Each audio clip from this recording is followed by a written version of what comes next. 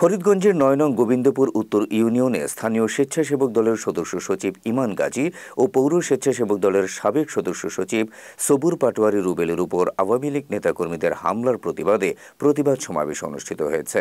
রোববার বিকেলে চিরকা চাঁদপুর সরকারি প্রাথমিক বিদ্যালয় মাঠে এ সমাবেশ অনুষ্ঠিত হয়।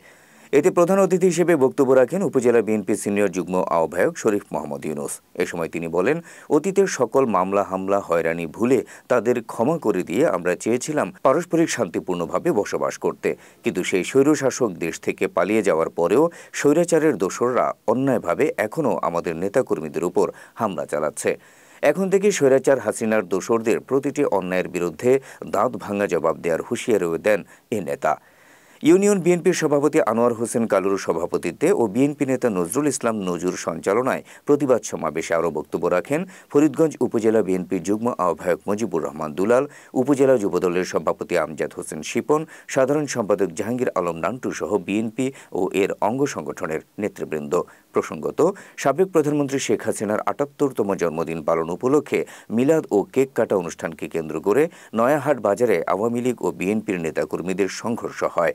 এ সময় আওয়ামী লীগ নেতাকর্মীদের হামলায় স্থানীয় ইউনিয়ন স্বেচ্ছাসেবক দলের সদস্য সচিব ইমান গাজী ও পৌর স্বেচ্ছাসেবক দলের সাবেক সদস্য সচিব সবুর পাটোয়ারি রুবেল গুরুতর আহত হন।